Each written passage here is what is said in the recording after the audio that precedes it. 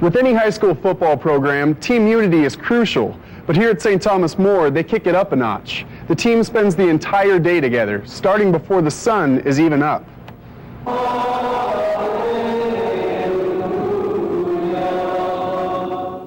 On every game day, the team meets for 7 a.m. Mass. If they don't show, they don't start, but that's a secondary motivation. For us to get up early and to be together and to pray together, it just seems to have brought us closer as a team. This gives the boys an opportunity to hear the Word of God, and then also just to see within themselves and to hopefully grow as a young man, and hopefully this in the future will help them, not so much for the football, but so much just for themselves. After Mass, it's off to class for the Cavaliers, but when that final bell rings, the players' minds shift from pluses and minuses to X's and O's. Blocking assignments, stuff like that, defensive formations, defensive calls. We got a bunch of stuff to review before the game starts. The plays, knowing what to do, the other team, what I have to do, my priorities. I'm just mostly thinking about what I'm going to do and what they're going to try to do to stop me. Through research and reputation, the players know that the Bison won't go down easily, but the Cavs don't plan on giving them a choice. It's going to be a good game. I think we're going to prevail. We're going to win. So just got to go out there and be intense. I know they can't stop us. I know they can't. Strong words, but bravado or not, butterflies are inevitable. Every time you have a game, especially something as big as this tonight, Hot Springs, kids are a little jittery. It's a new experience for all of them. They'll remember these days for the rest of their lives, and they get butterflies, and they're nervous. They all have little rituals, or they all have certain superstitions. Not to mention the strangest ritual of all, the jar of pickle juice passed around the locker room. The players are convinced that it helps prevent muscle cramps. Now pickled and primed, T-minus 1 hour to kickoff signals quiet time for the players, where they sit in total darkness and think about the task at hand. Meanwhile, 30 feet away, the coaches take one last opportunity to relax and discuss strategy. Goes up and out. I just bank, they're going to run a bayonet. After that, Coach Nowotny and his defense hit the showers. 1, 2, 3, defense! Following a team prayer, the Cavaliers take the field. At this late stage, Coach Sullivan and company can only hope they've done enough to get their team ready. Well, now that the preparation's done, and hopefully we put them where they need to be and they execute, and that's what you work all week on, execution. And now that their minds are right, and hopefully the bodies are right, now we can execute and follow through, and good things happen.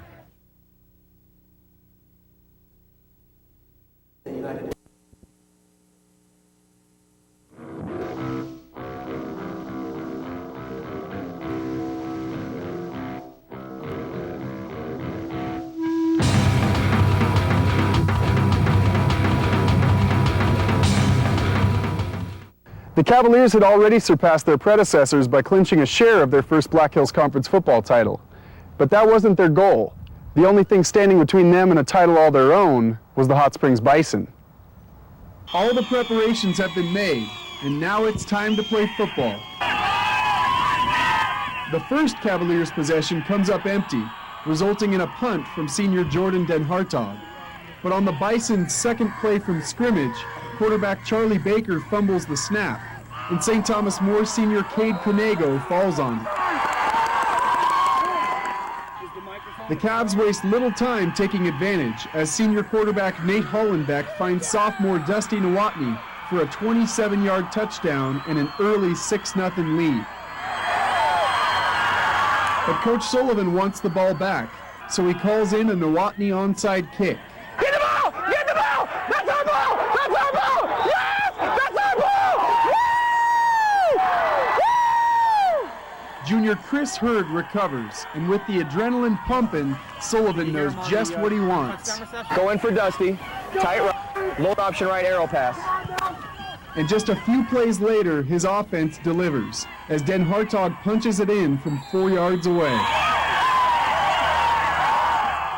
Back on defense, Sullivan calls it like he sees it. Pass! Pass! Ball! Yeah! Nice job! And after Cade Conego makes a second effort tackle, Sullivan makes sure his guys take notice of it. Did you guys see that? Cade got Okay, got back up and made the tackle. Don't feel sorry, get back up. Sitting on a 13-point lead, Coach Nowotny calls in the coverage, and the father-son connection pays off. Intercepted!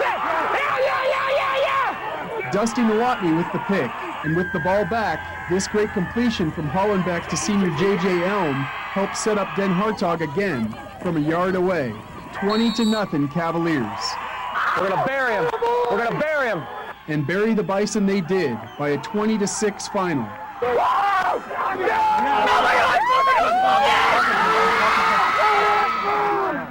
That's nobody likes losing to a small Catholic school, a post-victory motto for the Cavs.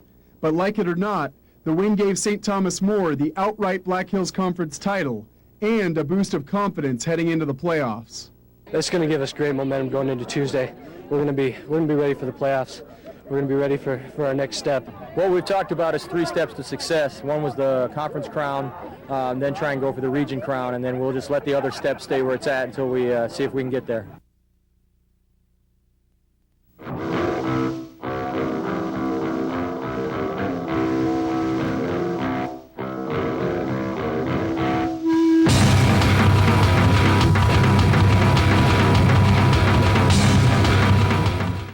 With their first Black Hills Conference title in hand, the Cavaliers' quest is just beginning.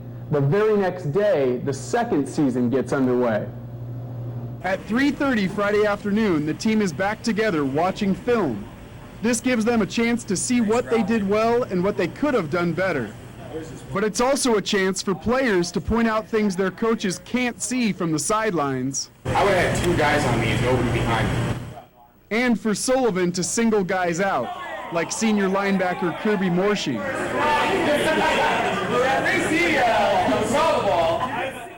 The team not only watches the Hot Springs game, but also film of their first-round playoff opponent, the Lemon Macintosh Cowboys.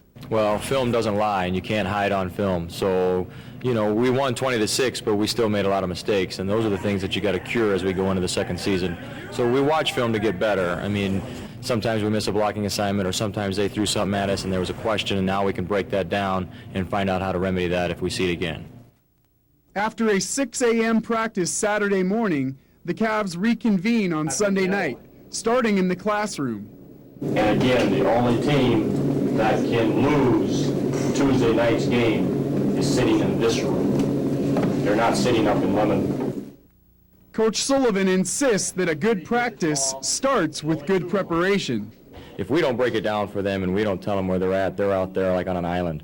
So we try to alleviate that stress for them and just say, hey, this is what's happening, this is their tendencies, this is where you have to be, you play football. But even after Sunday and Monday practices, Sullivan wishes he had more time. You never feel 100% until about maybe 2 minutes left in the game when you hopefully have done everything you wanted to do. Ready or not, Tuesday comes quickly, and the players know that if they don't come to play, the end of their season could come even quicker. It's do or die right now. These seniors know it could be their last game if they don't show up to play, so everyone's got to get ready, and we can't end on this note. I've tried to play every game like it's like my last, so just go all out, whole game. Can't be loosey-goosey. You got to be serious about it. Got to come out like crazy dogs and just give it everything you got. After a shower and a prayer, the crazed dogs hit the field. The moment their cleats touch the turf, something inside them changes. Assistant coach Doc Carlson captures it best. They just have a personality change. They're little kids before the game and after the game, but they're real men when they're on the field, and they play like that. And they play like champions every game. I love that. That's touchdown. That's touchdown. Take that, Jordan. Take that.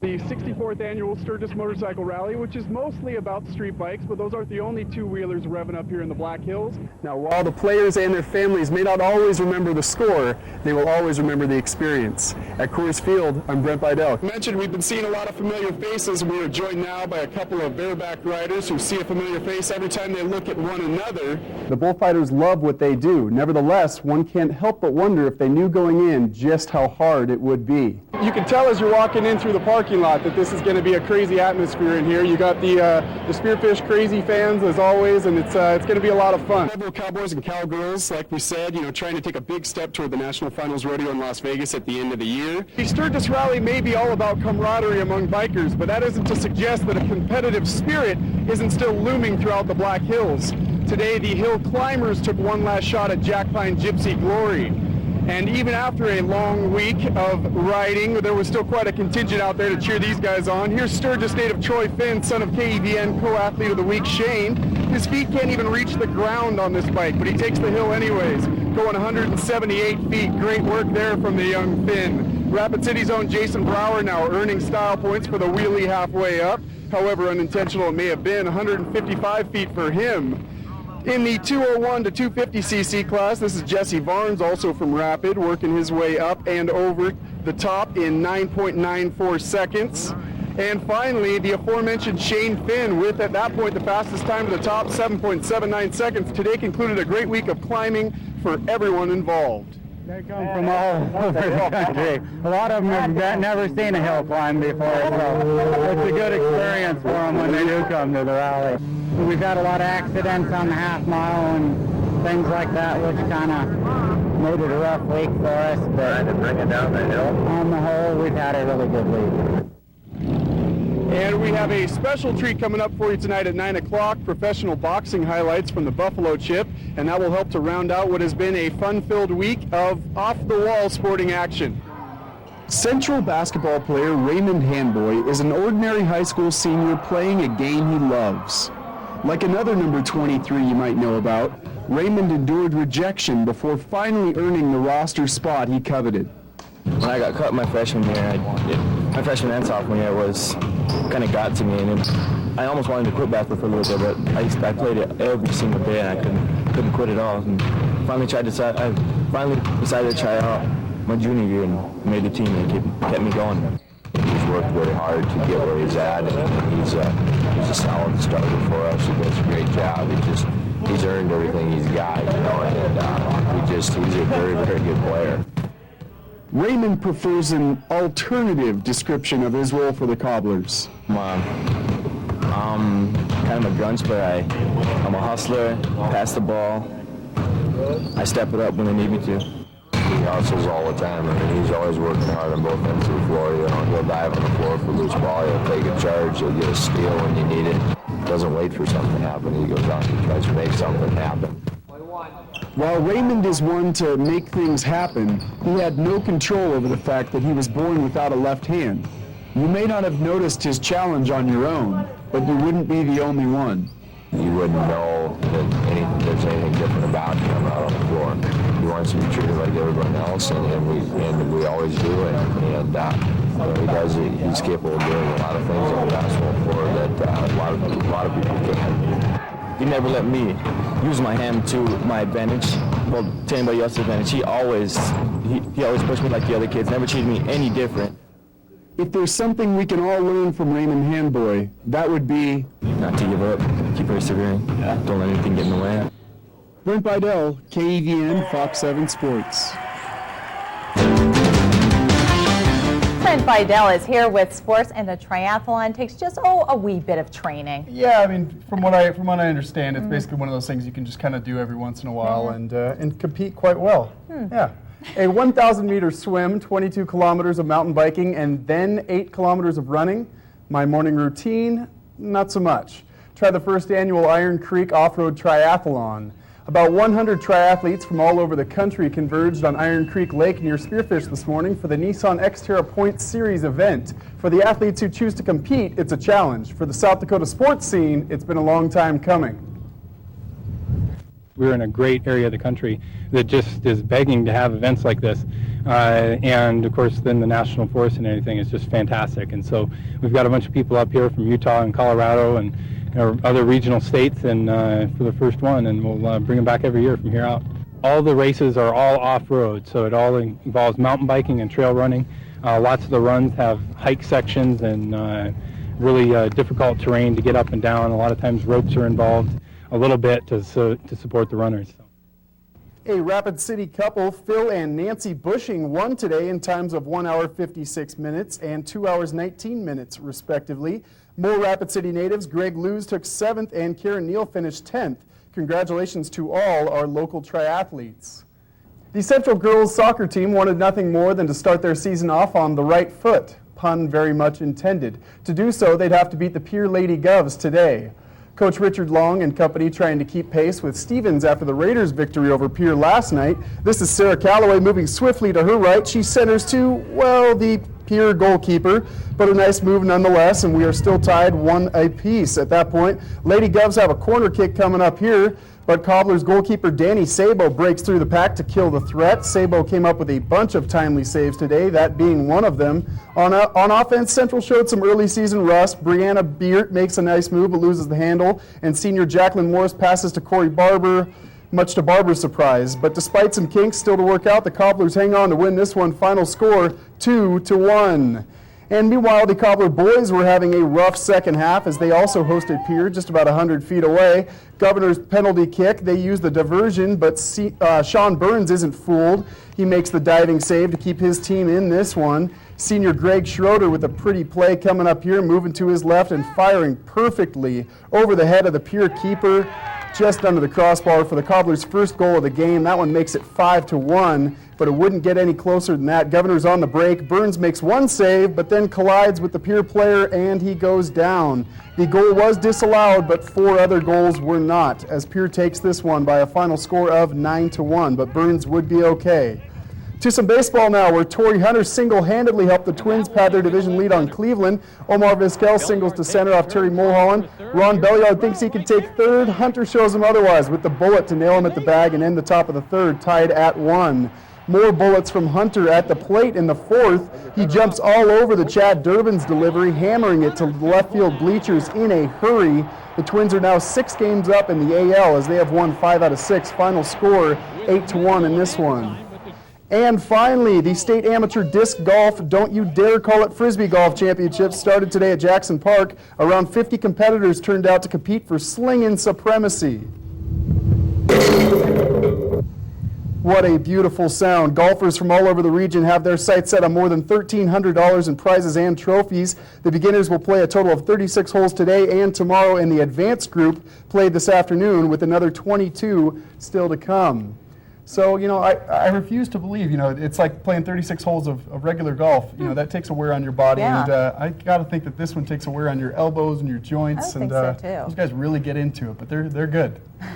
All right, thanks, Fred. Well, will the summary conditions continue? Your extended forecast is straight ahead. Every kid that spends their adolescence on the baseball diamond dreams of playing in a big league ballpark. That dream came true for Post 22 on Wednesday, as they took on Cheyenne, Wyoming at Coors Field in Denver. It was amazing. The field's in perfect condition, and it was a lot of fun stepping out there and actually getting to play where a lot of the pros play, and just so surreal. Everyone here was so nice, and just having all the fans out here, and it's just so much fun. It was just awesome playing out there and knowing that major leaguers are in that same position every night, so that's awesome. Knowing that some of the big names have been in these dugouts before, and knowing that you were probably sat in the seat that they did, and being able to cherish that forever. At this level, to be able to play on a major league facility, and these guys are probably dancing their heads right now with the memories of the game. I've been back to Rapid to watch them. Now I'm back home in Colorado watching them here at Coors Field. That's a thrill. And I never thought I'd ever see the day, but I've seen it. This is just great. We've been to Indianapolis for the regionals, and we've been to Iowa for a World Series, and this has got to be the ultimate.